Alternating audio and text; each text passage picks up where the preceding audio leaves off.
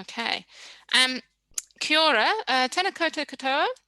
I am Emma Hodson-Doyle from the SCANZ Executive Committee, and I'm hosting our session today, and where we'll be talking about misinformation, and Liz Neeley will be giving us a presentation on that. First of all, I'd like to introduce you all to SCANZ, because I know there are some people that have joined today and have not been with us before.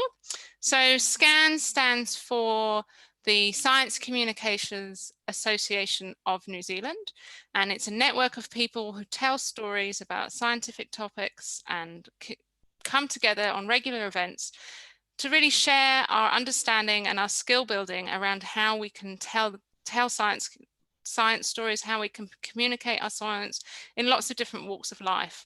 And so it's a place to connect with other like-minded professionals and enhance our understanding. So today we'll be talking, the theme is around misinformation, which is obviously very pertinent given what 2020 has been like.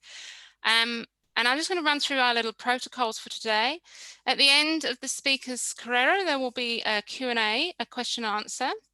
And during that, so throughout Liz's talk, you can put your question and answers in the question and answer box at the bottom. So you should all see at the bottom of your screens, for those, I'm sure most of us are familiar with Zoom, but if there are any that aren't, at the bottom of your screen there is a Q&A, so you can just put your questions in there. And then at the very end of the session, we will go through there and actually read out those questions in turn or bring them together, and we can have an opportunity for Liz to answer those. All of you should have got an announcement saying that this session is being recorded for later, but just in case you weren't familiar, this session is being recorded and you'll be able to use it, view it later. We're just going to be putting some closed captioning on the recording before we send it out. So first of all, I'd like to introduce you to Liz. Liz Neeley is based in the US at Washington, DC. In Washington, DC, she's an expert in science and technology engagement and sense making and its role in communication. Currently, she's the founder of the Liminal Creations, which is a design firm focusing on this really important topic of science and technology and sense making and how we communicate those aspects. And that was inspired by more than a decade of work in ocean conservation, storytelling, and science communication. She also sits on the Committee on Science and Technology Engagement for the AAAS and is on the advisory body for the Aspen Institute for Science and Society program. Previously to this, she was the executive director of the Story Collider, which is where people come together to tell their personal stories of science through presentations. So again, that sense making and storytelling is really core to Liz's expertise. And she's a lecturer at Yale University in association with the National Neuroscience Curriculum Initiative. I will remind you also at the end, but she can be found on Twitter, and her handles is at Liz Neeley, and so we will I'll remind you at the end, because I'm sure we'll all want to follow up on some of the work that Liz will talk about. And we're really very fortunate to have Liz present to us, so I really want to thank her for coming, for dialing in across the other side of the globe. And so she's going to be talking to us about how to talk about misinformation. So I will now hand over to Liz. So just bear with us a moment while we share our screens. Okay, Namihi. Wonderful. All right. Let me know when you can see this, Emma. Yes, yep, we can all see it. Thank you. All right. Hello, everyone, and welcome. You will notice that misinformation is not exactly in the title of this talk, but I will be referencing it throughout, and I invite you and challenge you to think about how these broader themes that I'm going to be discussing directly play into the work you personally are doing around counteracting, anticipating, and dealing with misinformation in whatever sphere of science and science communication you personally are working. So on March 11th, 2020, the world changed. Or I should say specifically, my world changed. I am an American, as you can tell from my accent and that wonderful intro. Thank you, Emma. And that was the day that the World Health Organization declared that this coronavirus was actually accurately characterized as a pandemic. I was just returning from a long trip. I had been away from home for weeks at that point. And it felt as if I was returning to a completely different reality. Within days, we had shut down operations of my organization in terms of live events. My daily routine was completely changed. My travel plans for the future were on indefinite hold. And like many people among my friends and acquaintances all over the world, but especially in the US, I coped with the usual mechanisms. Really got into making bread despite the lack of yeast and flour that was available. Did my fair share of bartending, and then also found myself taking daily long walks. And on each of those, half hour to hour long walks with my partner, we would have conversations covering all of the latest news. What are you hearing? What's happening? Who do you trust? What do you think is going to happen next? How long is this going to be going on? The same kinds of things I imagine conversations you had with your families around COVID, and that many of us have on lots of different kinds of science communication issues like climate change and all sorts of topics. Unlike, everyone else in the world, um, my partner has a unique platform. He is a science journalist at The Atlantic, and he started doing what he does best, which is writing about the science. He tackled things like herd immunity.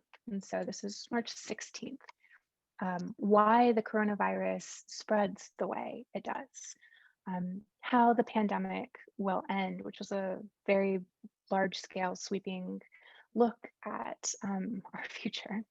And one of my favorites, everyone thinks that they are right about masks. He pumped out these 4 stories within 2 short weeks, but I would like to say I was not entirely slacking on my part. As someone who thinks about the communications sides of these issues as much as, if not more than, the science, um, I put together my own set of arguments and published an essay, also in The Atlantic, around how to be a science communicator outside of your own sphere of expertise, making the argument that in this instance, we face an information hygiene problem, and each of us only has 2 options. Either we contribute to sharing clear, correct information, or we're contributing to these problems that we're having of misinformation, disinformation, and generalized confusion. In this piece, I was marshaling my background on the science of science communication, as well as what I know about identity, the power of storytelling, and persuasion. And I left with sort of 4 key arguments that I will return to throughout this talk. My first point was to start where you are, that there's a necessary orientation step, understanding not only what is the landscape of the particular area of concern, because many of us may have lots of training, but it doesn't necessarily transfer well across domains. So we have to map the limits of our own knowledge and expertise. And then also map and consider our social landscape. We know that the people who are paying attention to us on a daily basis, who love us, who trust us, who turn to us for advice on other things, are more likely to be attending to what we have to say about scientific issues. And misinformation is not merely propagated through the media, and not only countered through the media, but also mediated by these interpersonal relationships. So the next thing that I'm arguing in this piece is about how important it is to pick your battles.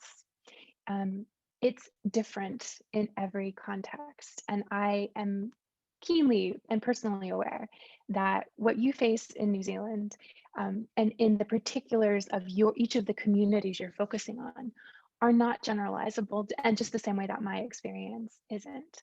But as someone who is based in the US, where ideological polarization and political identity has become so deeply enmeshed with many of the scientific topics that we are attempting to communicate around, I was making the case that it's important to understand that you do not want to be unnecessarily inflaming those identity politics or making someone feel attacked as a person, or as a, for example, a conservative voter, when what you really want to talk about is how important the importance of wearing a mask or washing your hands.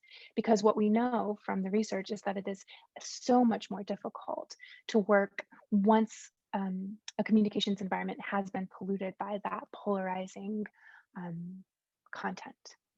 So I was thinking about what are the ways in which you can avoid unnecessary conflicts in order to focus on informing, persuading, and shifting the key behaviors at hand in a situation like this. The third part was about avoiding unforced errors. And so this has to do with being aware of the science communication research. And for example, when it comes to misinformation, we know that there is a cognitive bias that human beings tend to share, where the more we hear something, the more likely we think it is to be true. It feels familiar, it feels common, therefore it must be true. And so what we tend to see is um, an inclination where our gut instincts might be leading us awry. So for example, what you don't want to do is to repeat misinformation and then say, you know, that's wrong. Instead, what you should do is make the affirmative case. Think about designing sticky messaging and use all of the data at our fingertips that is available to us about how do people search for information, how do they make up their minds when they are conflicted, who do they trust, and how can we avoid undermining or undercutting our own communication goals because we are ignorant of the existing research in the communications space. And then finally, I came down to issues of trust and transparency. You know, I began this talk talking about science communication in moments of uncertainty. Now, not all of us are facing these complex, chaotic, uncertain landscapes in what we're trying to talk about, but we often are. And it can be frustrating to see really well-intentioned experts um, damaging their connections with audiences, coming across as uncool, as uncaring or callous, or arrogant because they are so afraid of admitting to the uncertainty at play. And so I am not trivializing this by any means, but I do think that honesty and transparency about being able to describe what we do know and clearly differentiate that from what we don't know when we're talking to distinguish between a value judgment or when we're speaking in a personal capacity versus when there's really good information, really good data and science about a particular question. In my article, I end with something called the Stockdale paradox. I'm going to put the relevant paragraph up on the screen. This is reminding me to tell you I'm completely happy if you want to do screen grabs of any of my slides. And in addition to the PDF of the presentation, we'll also be sharing my Zotero library or an annotated list of citations from this presentation with you. The Stockdale paradox is named after Admiral Stockdale, who was an American and he was a high-ranking prisoner of war. He survived for nearly 7 years under intense torture. And he's featured in this book, Good to Great, in which the authors were asking him, how did you do this? And here you see him attributing his survival to this. The paradox is the ability to confront the brutal facts of his situation without ever giving up hope for an ultimately happy ending. And he talked about how people would make unrealistic claims, other prisoners, of, you know, they'll get us out soon, any day now, by Christmas, by Easter. And Easter would come and go, and Thanksgiving would come and go, and Christmas would come and go. It feels sort of keenly painful to me as an American to know that I wrote this at the end of March as we were coming into the Easter season. And here it is, end of November, as we head into Thanksgiving. and our conditions, if anything, are worse. But this central paradox, as it's phrased here, becomes for me an important joining statement, unflinching reality, and yet unwavering hope. This, I feel, combines sort of the cognitive and the affective, which is the intellectual sides of our minds and how we process the world, as well as the emotional component of it. When we are in crisis situations, when misinformation is rampant, people are at risk, they are afraid, the stakes are high. And so it is so important for us to be able to support everyone in our society as they attempt to navigate those challenging conditions. And so the question then becomes, well, how do we do it? And the answers are manifold, right? As you heard, previously was working in a storytelling organization. I find first-person accounts of lived experience to be incredibly powerful. I also am someone who is very active on Twitter, and I understand how memes and sound bites and the remixing culture that you see on TikTok and all of these spaces are fascinating. I really am a fan of the cartoons that Susie and Toby are producing. And in fact, I was fortunate and felt really honored to be consulted for this one about how do we deal with misinformation. Toby did a genuinely beautiful job figuring out how to take the hour of ideas that I just sort of spit at him into the basis for these cartoons about finding common ground, about finding where the deep-seated values are that people hold that lead them to behave in ways that are fearful or antagonistic, and how we can collectively do a better job of breaking down the barriers between us that can arise when you find yourself on opposite sides of a charged life and death issue. Not all of us can produce videos like this. Not all of us are illustrators. Not all of us are going to win Influencer of the Year awards or write cover stories that reach millions of people and are retweeted by presidents and all of this. This is not to say that they are not amazing. They absolutely are, and I'm deeply biased. But each of us has our own role to play. Some of you listening might be involved in the data collection side of things. In the US, even answering questions like, how many cases of coronavirus do we have, is a complex, massive undertaking that teams of volunteers and unorthodox partnerships between journalism outlets and others have to come together to provide to us. And these numbers are staggering. So making sense of what the data tells us here is one kind of challenge. Others of us, again, are engaged in meaning making and explaining, oh, well, how do we get a hold of that? What does it mean to bend the curve? What would it be like? What are the consequences of me changing my actions or not changing my actions? Some of us need to get deep into the biology of explaining how vaccines work and counteracting horrible rumors and dangerous lies that people are telling about drugs or household products that might be used to keep people safe. Those all obviously feel like part of the typical concept of science communication, and it's very clear where misinformation, particularly in my context, comes into play. But I think a piece that's often overlooked or treated as if it's somehow not quite the same is the emotional side of this. I was just thinking, because I had seen it so many times in my timeline, when people keep asking, Am I the only one who seems to be taking this seriously? Why am I seeing my friends going to holiday parties or taking photographs at a beach?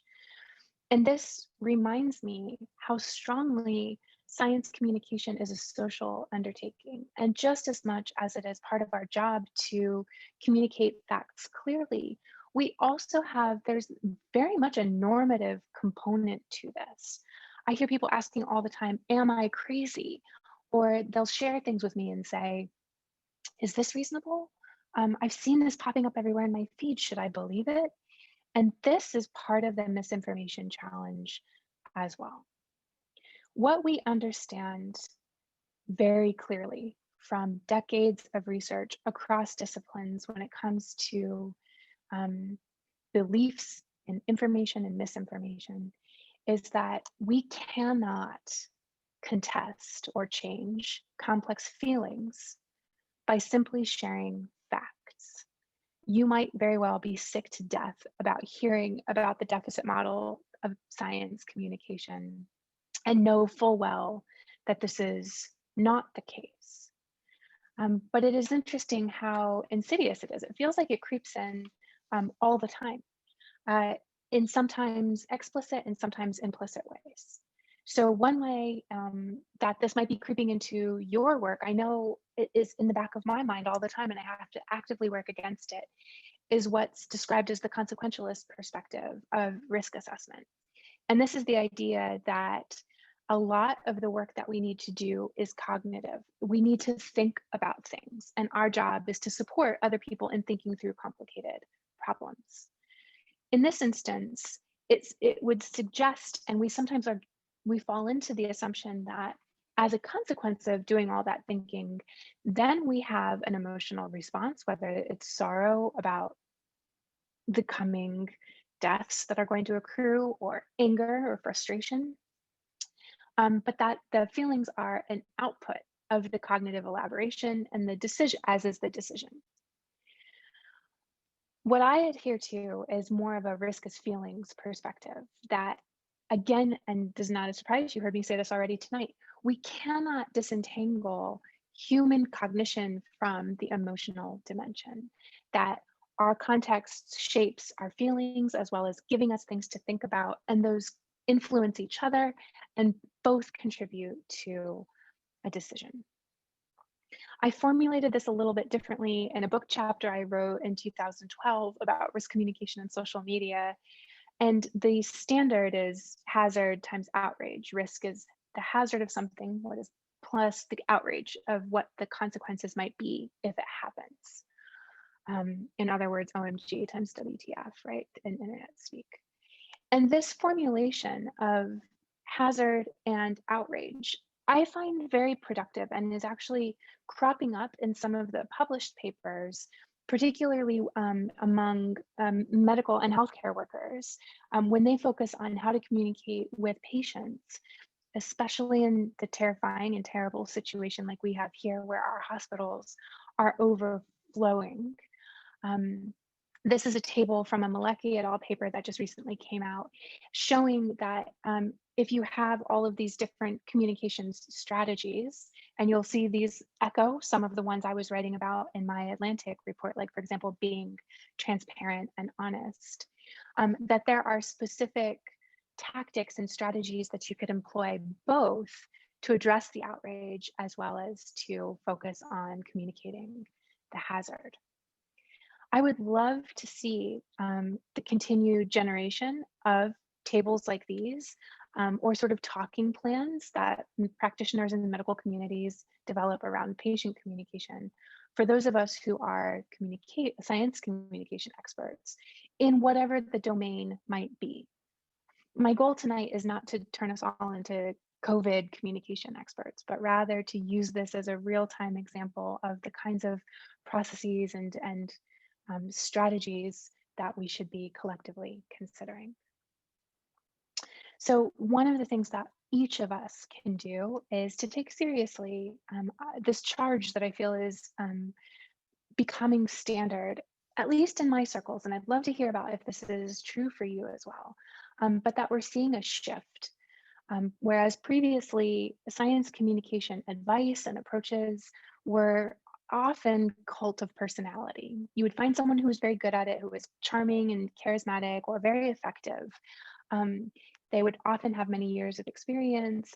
And then, so they would be doing things intuitively based on their own preferences. And that would be a very individualistic approach to science communication. It doesn't mean it's not effective, but it is profoundly different in how it's sort of constructed and executed than a more scientific approach to science communication, which is applying empirical data and is grounded in theory and would actually be testing the consequences and the outputs of our work.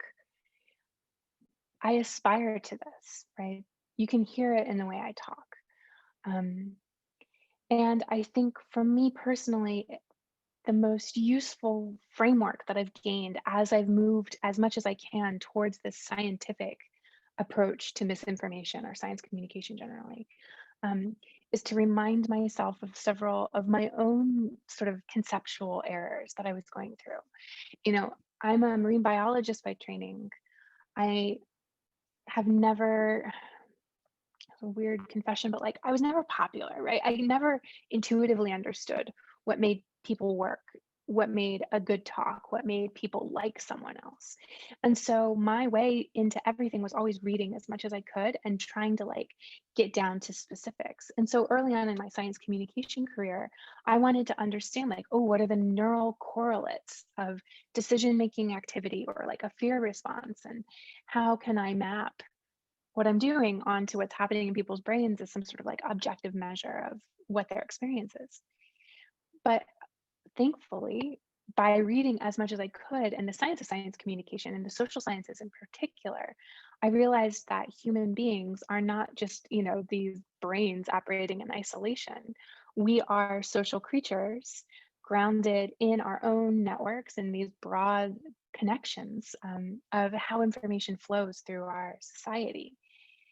This led me to develop a number of ideas when, you know, how do we actually envision this?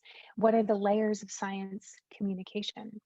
We have to think about individuals as being embedded in their own personal and private social networks, and all of that taking place in the broader context of our cultural and political identities. And we can then go in and do reading and have talks and spend hours. You know, I would love to spend days and weeks and months talking about each of these things with you. We don't all have to be tackling the same things, but we all must remember this broader context of our work. And that is where the true value comes from. And when I think about how this connects to misinformation, when I think about like in the context of COVID, for example, it reminds me that not only do I need to understand the basic mechanisms of the virus and, you know, the vaccine and epidemiology and all of those things, but I also really have need of data around attitudes and behaviors for my target populations. How do I understand how to craft an effective message framework if I don't know where people are, what their concerns are? So this is Dr. Beth Redbird, and she has been doing large scale nationwide surveys here in the US, looking at things like, how are you feeling? How often do you talk about these things? How have you been impacted? When I look to the literature that's available on this, I also am right now seeing a lot of descriptive work that's happening right now about case studies and things that are very specific, like how deaf people in Brazil are getting or not getting information that they need, how social media influencers in Spain are sort of showcasing their experiences around various scientific topics. And it reminds me how rare it is that we would ever have any kind of research in communications that would directly and inform exactly what we need to do, a decision that we might be facing in how to counteract misinformation or frame a message or do whatever it is you need to do. Instead, when we're using academic theories, when we're drawing on these bodies of research, we have a number of different models that we would be applying. And I forget, or I used to forget, that I don't have a good knowledge base in which there would be a direct supply of knowledge. Like in this instance, you should do, Y. In X case, do Y, and you'll see a 20% improvement in behavior. We don't have that kind of information available to us.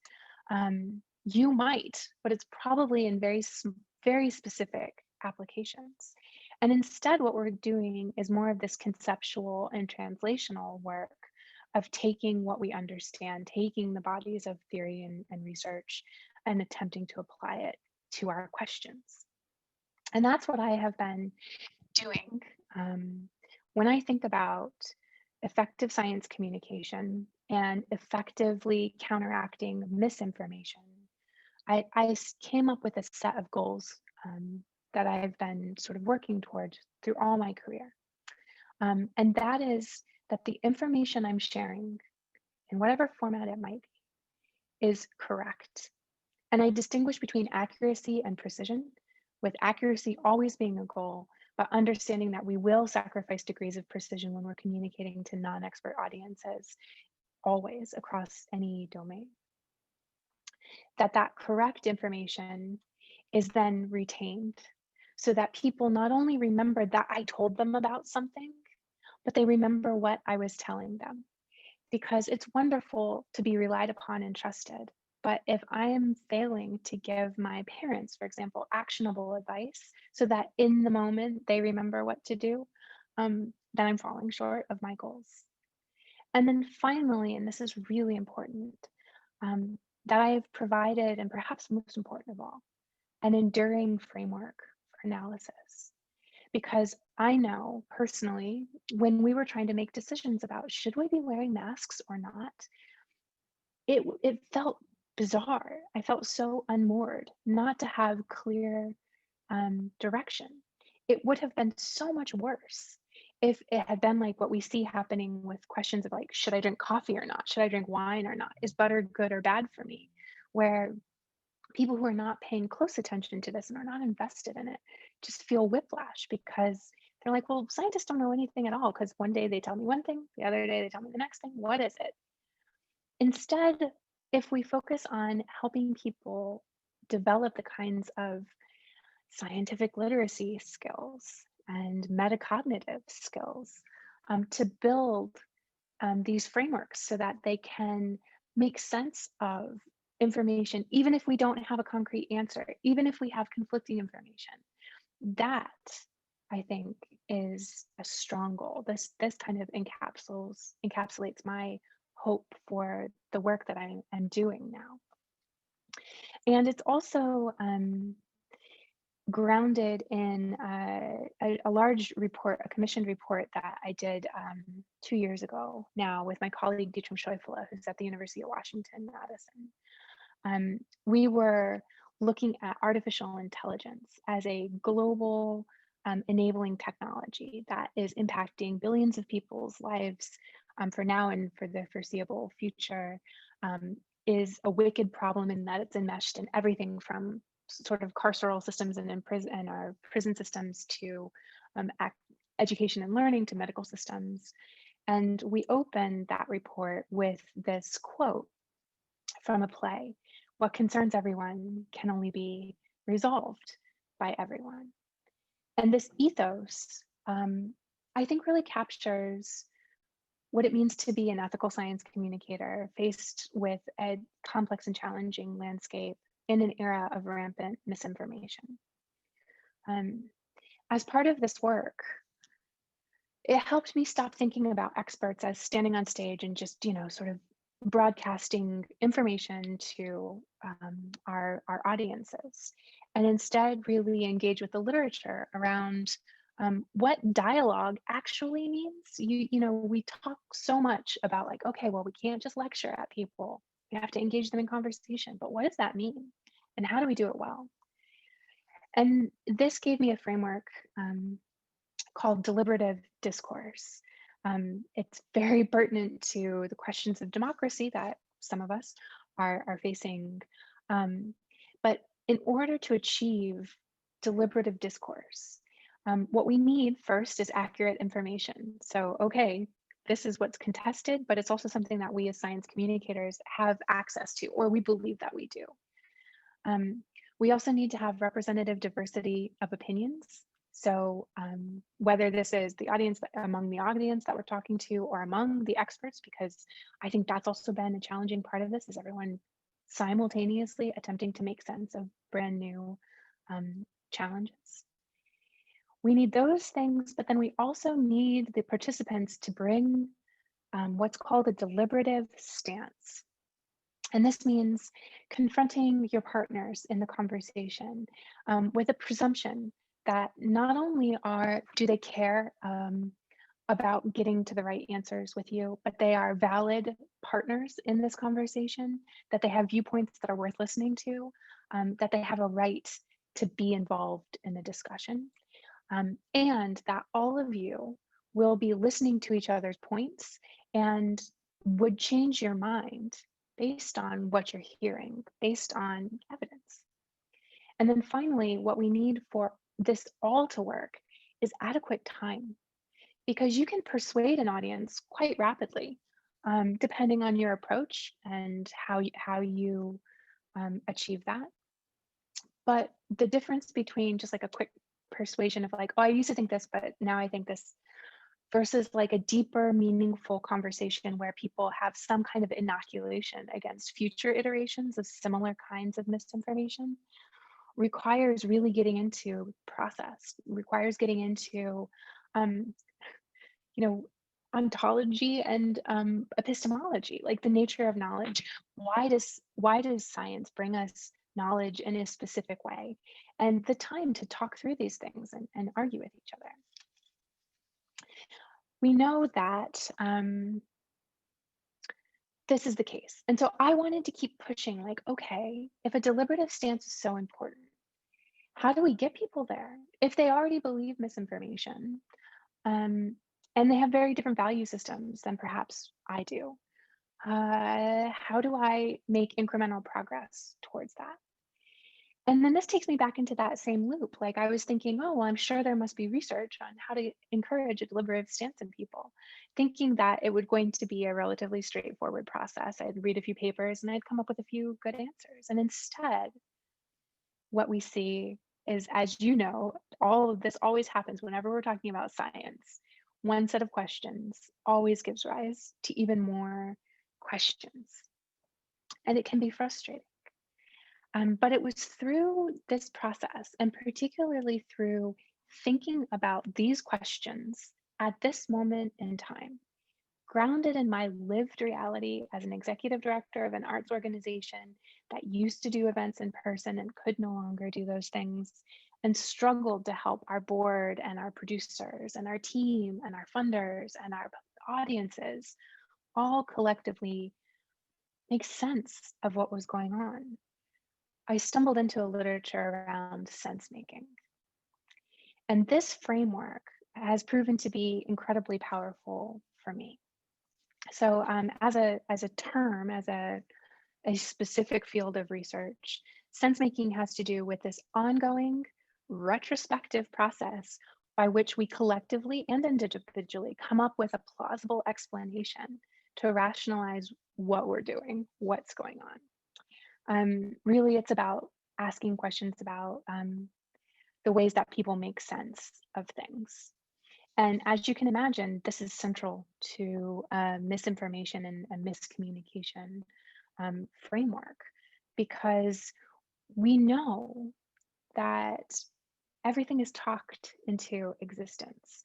The circumstances that we find ourselves in are so, we're just enmeshed in a flow of ongoing existence, and how we pluck specific ideas and signals from that flow, weave it together into a framework, then use that framework to justify action. That is sense making, and that is what I am most interested in. It is what misinformation corrupts, and why it is such a problem that we see that and we need to confront it.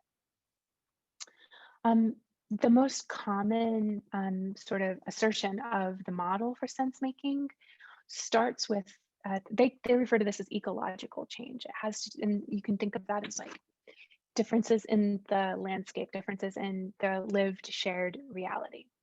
And that there is this perpetual dynamic cycle where we enact change, we shape our environments as we are assessing them.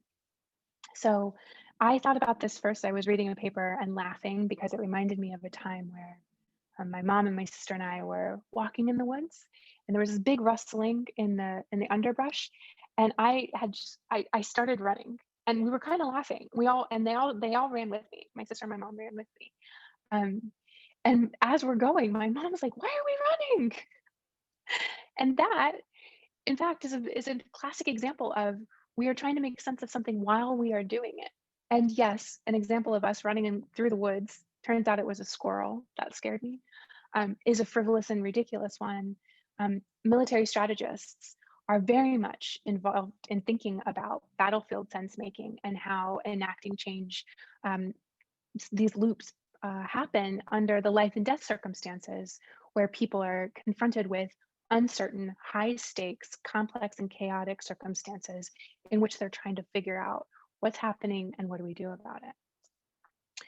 When it comes to the next step in this cycle, we see selection and retention, and then we see massive feedback loops across all of these things. So selection is about attention. It's the cues that we extract from an environment in order to say, like, this triggers us to think something's happening here. It's like when a nurse is in an emergency room and is noticing that a baby who looked fine in the morning is looking really rough in the afternoon. That's the selection of cues. And then it's a questioning process. All of the sense making flow has to do with, is this plausible? Is this real? How do we know? Does it align with everything else we know? Does it align with who we are and how we behave? And then it creates feedback loops. This is how we justify our actions. In sum, sense making sort of has 4 components that I think are relevant to how you think about the challenge of your science communication when you're combating misinformation in whatever field that might be. Sense making always starts with chaos. We always are in the midst, we're just right in the middle of tons of conflicting and sometimes extraneous information and bits of data, right? It starts with chaos. It's all about labeling and categorizing what's happening. You feel this when you struggle to come up with vocabulary for something. I feel this in opposition to the various, like, very clear-cut levels that other countries and places have in terms of lockdown or protective measures. We have less of that. I felt it in my own organization when we were trying to figure out, are we in crisis or not? This is all about labeling and categorizing. Sense making is also social and systemic. These are the stories that we tell about ourselves, about our organizations. What is the role of the Science Media Centre in the broader landscape of work and life in New Zealand? How are the decisions I'm making as executive director contributing to the existence, the continued existence or survival of my organization? So they are individual and social, they're systemic. And then finally, sense making is about action. Misinformation is damaging when it blocks us from taking protective actions, when it does harm to people, to society, to communities, because we are unable to accurately assess and react to threats to us. So you can use this as a sort of metacognitive tool to think about any kind of issue, whether you focus it specifically at a science topic of choice, whether you think about misinformation as a crisis itself that you can then define, or whether you just use it to think about your role as a science communicator. It asks us to tackle 2 questions, which is where we started. What is happening? And what should we do about it? We need the science to help us take this unflinching look at reality. And we need that hope in order to believe that we can make sense of things and we can take actions to help. So thank you all very much for listening, and I look forward to having a conversation. That's great. Nui, Liz, that was a fantastic talk. If you just stop sharing your screen and then they'll be able to see Thank you. all of us. That's great. Thank you. Wow, that was a really amazing talk. I was furiously taking notes. I was furiously taking notes.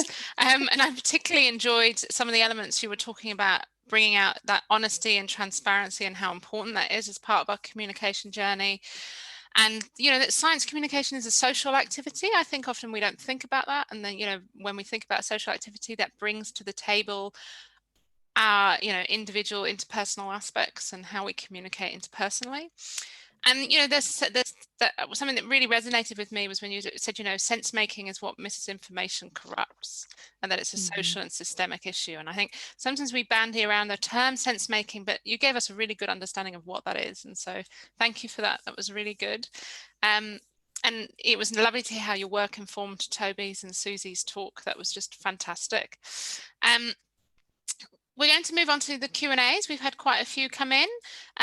First of all, Dacia is going to lead with, Dacia and I will take turns reading them out. So Dacia will start with the first one. And over to you, Dacia. We've got a question here from Ellen Rikers. What are your thoughts on fact-checking and the backfire effect? Seems to be some emerging debate about whether the backfire effect actually still applies in the context of our infodemic. Yeah, that's an amazing question. I really wish I had something more intelligent to contribute to it than I currently have. I worry about backfire and boomerang effects. Brendan Nyhan is the researcher whose work I would refer to, but I don't have like a sweeping answer to it. I think fact checking is inherently important. But that's a value of mine. I feel like it is incredibly valuable for those of us who are persuaded by those appeals to logic, who want to find that information, who have a tolerance for complexity and are willing to take the time and are motivated to like understand the fuller picture. I think where it falls down is believing that merely fact checking is going to be enough in order to convince people that something that they believe is incorrect. And so maybe what do we do in addition to fact checking feels more relevant to me than should we fact check or not. I'm going to lead on to another question here from Emma. She asks, is pre-bunking better than debunking, or does the preemptive approach just expose people to more misinformation? And actually that tied into something I was interested in around, you mentioned in your diagram, you had priming at the cultural and political context level. And so I think that ties into this field of, pre-bunking versus debunking. Yeah. So I meant to say that where my attention has been on recently strongly focuses on interpersonal conversations and modes of science communication. And so in that case, I am a huge fan of pre-bunking, and specifically when, like, I'll just use my parents because they are often the guinea pigs for me trying out new techniques and things like that. And so I don't actually know what they've been exposed to in many instances. When I say exposed, I mean ideas also generally. But like, so I can ask, hey, I have been hearing some very weird things going on with suggested, antidotes. Is that something that you're seeing over there too?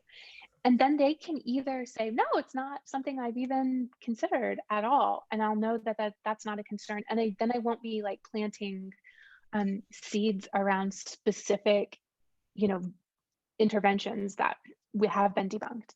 And so I like that because it helps remind me that it's so easy for me to go into a conversation thinking like, I can't believe people think this particular thing, where so many of us have these very fuzzy ideas, and it'll be like, I heard something about that somewhere. And so instead, again, like being able to make this affirmative case of, I don't know what you're hearing, or like, I don't know what my uncles are telling you. But what we know is if you want to stay safe, here's the best, the best ways to do it. So I don't know of any data about pre-bunking versus debunking in terms of just like head-to-head efficacy. Kind of that plays into the problem I was suggesting before about the utility of social science sometimes being limited, because if we do things in lab where we can tightly control all of it, it has limited relevance to the real world. And things that are happening in the real world are really hard to control and come up with causal explanations for.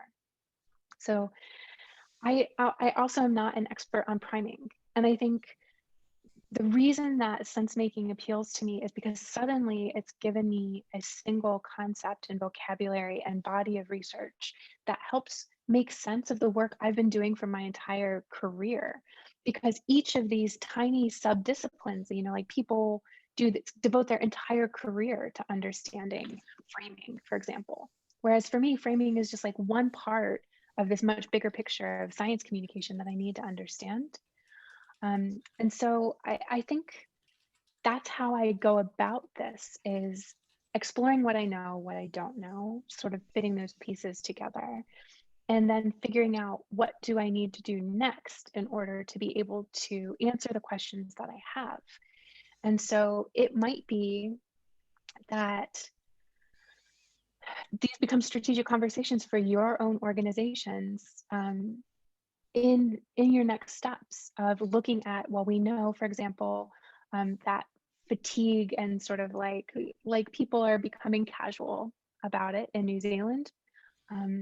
What might that lead to, and what do we need to understand in order to buffer us from what's coming next? Maybe we need to focus on vaccine hesitancy. Maybe we need to think about other kinds of risky behaviors that might be likely in these coming months.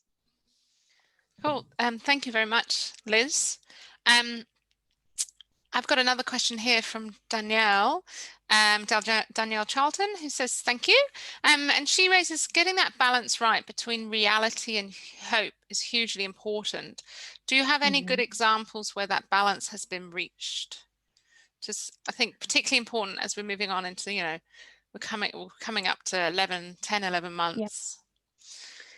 So I feel like the vaccine reporting lately has given us more evidence-based reasons for hope.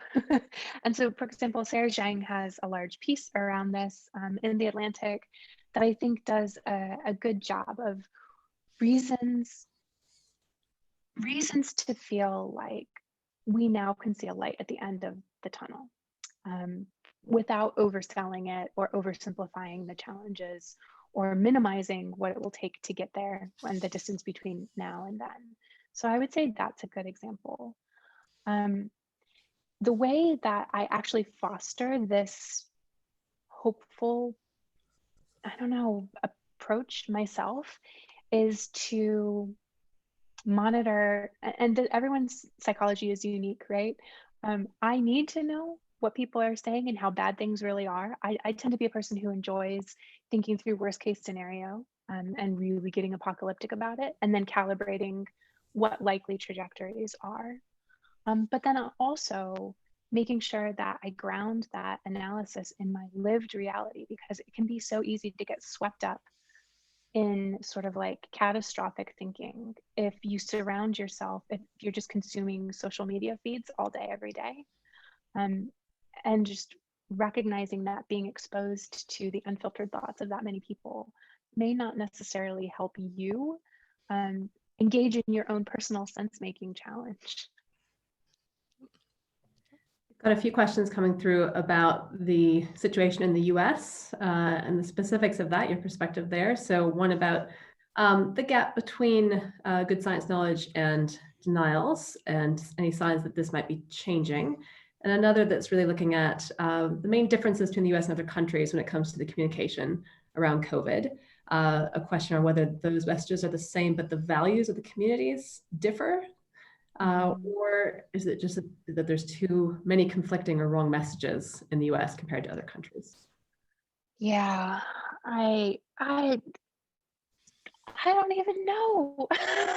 I just, we had been in the preparation for this talk, I was just saying, like, goodness, if I knew the answers to why my country is failing so badly at this, we would be in a different, I would hope that we would be in a different situation than we are. And it feels kind of bizarre to be talking to all of you who are living a very different life than I am in Washington, D.C. right now. What I will say is that sense making became my framework for answering this question because I felt like we were having like a collective collapse of shared reality. And for the past 4 years, I have been so concerned by the rise of white supremacy and just violent racism and disregard for life and community and, universities and facts and science and all the rest of it. And it's most difficult because, like I have books like this. This is the Oxford Handbook of the Science of Science Communication.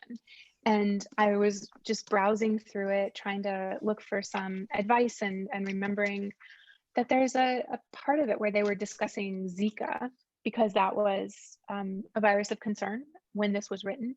And it was saying, in the case of Zika, you can't assume that the public knows the difference between a virus and a bacteria, but we can assume that the public is likely to trust recommendations offered by the Centers for Disease Control, the CDC, our CDC.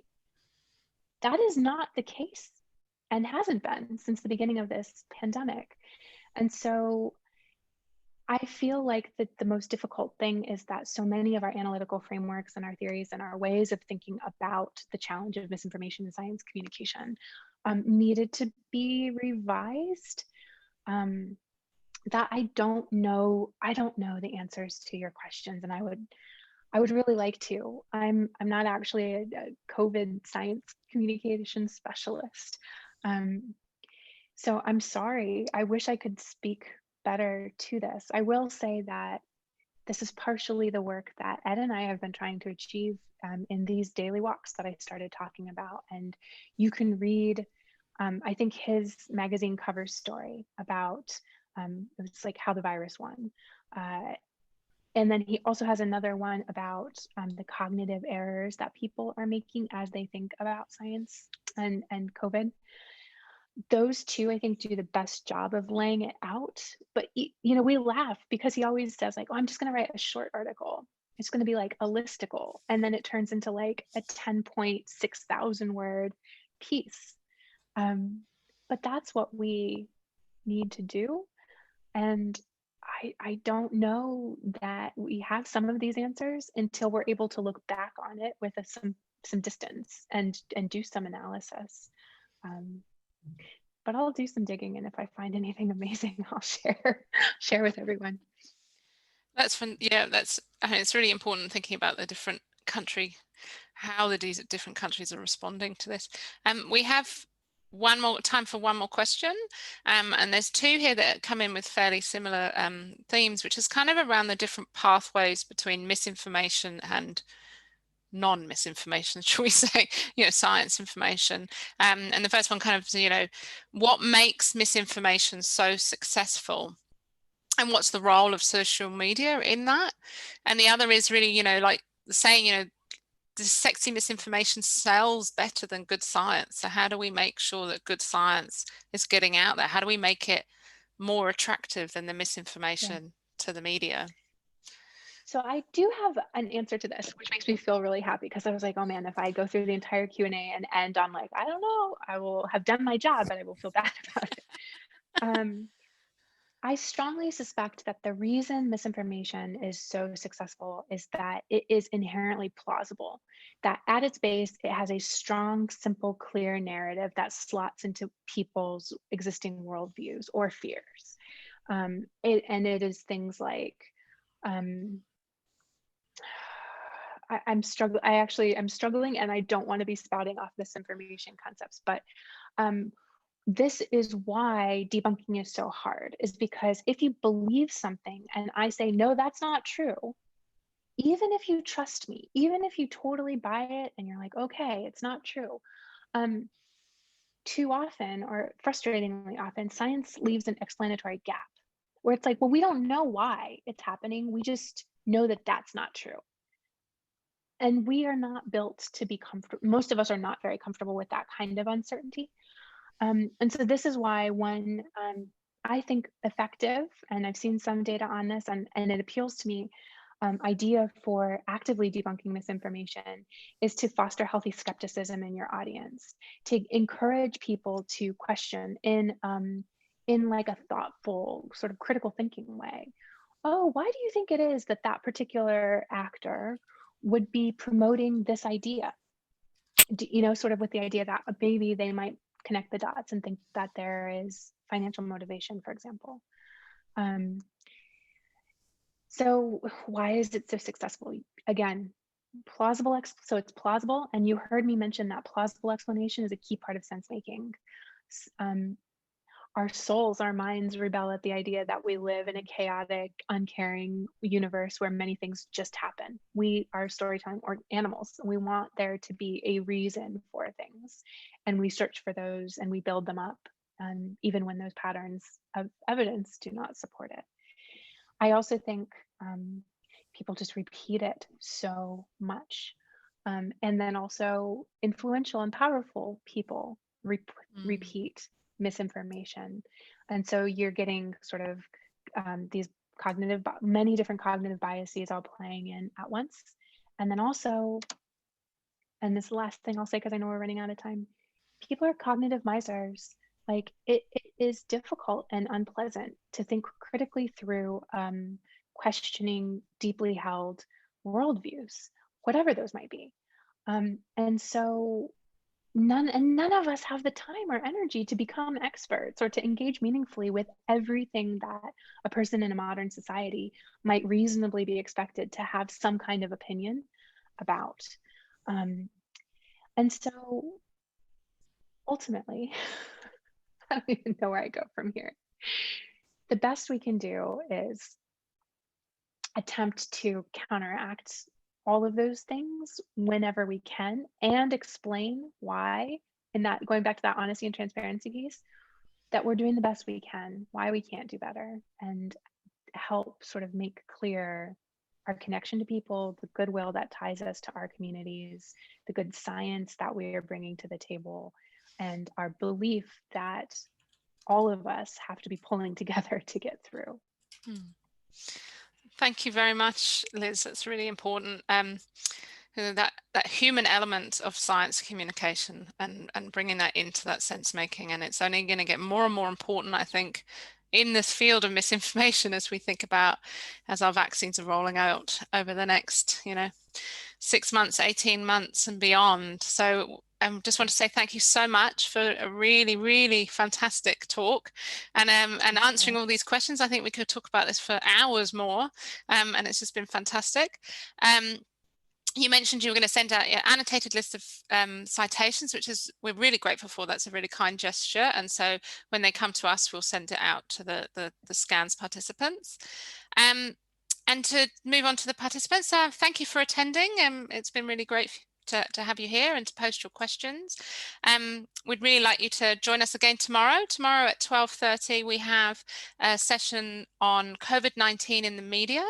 And we're extremely fortunate to have 5 panel members from across television, reporters, political reporters, drawing on their experience from Stuff, the Parliament's Press Gallery, TV3, Dominion Post and New Zealand Herald, to share their perspectives and experiences of communication in that space. So for now, I'll say ngā mihi koutou and see you later. Mā te wā. Bye.